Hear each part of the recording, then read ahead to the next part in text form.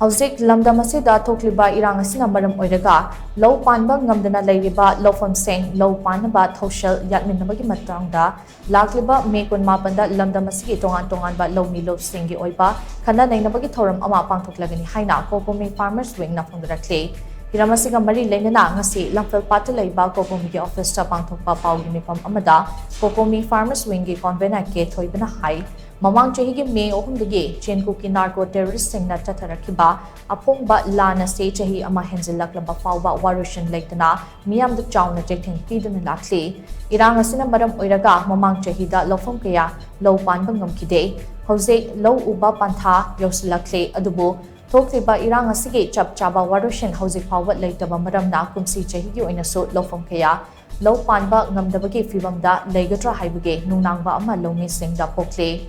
Houjiksu loumee singi mipaiba se kokhanduna low Panba ngamnaba lengakna chap chaba thoushil paikhatpagi mami tadre loumee sing da phauriba akiba amati nungnangba sing asigi matangda COCOMI farmers wing na sinduna lakliba May 18 pung 13 taba matamda Manipur Press Club da Khana neinabagi thouram ama pangthoklagani thouram asida low Panbada kudong charoidaba loupham singi loumee sing loumee gi yaifana thabak tawriba tonganba loop singi mihut sing na saruk yagani Khana neinabagi thouram asida maru oina low Paannaba hotnabagi thouram yatminnaba amadi agriculture department na matam chana loumee singidamak yaifa thourangi thabak paikhat hanba haiba sida khana neinagani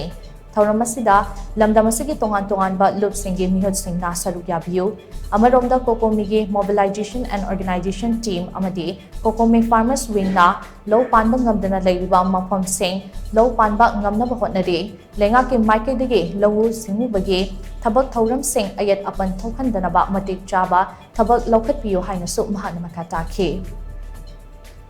COCOMI farmers wing na lakliba May ki tang kunga mapal yumjakasa numit ayuki pung 13 taba matamda press club ta sugum miyang gi ba mifam ama phamjagani hairiba mifam asida maruoina sugumba affected oraba khungangsing low Panba ngamdraba aduba khungangsing miyang gi mihur amadi loumee simisingi yaifana boneriba tonganba loumee lupsing tonganba miyoi sing punna saruk yaminaraga hairiba kumsi chahijida low Panbagi nungangi ba poisi matau karamna pangadagi haibagi matang da khanena nagadabo mifamni hairiba mifam sida lamdam sida maroina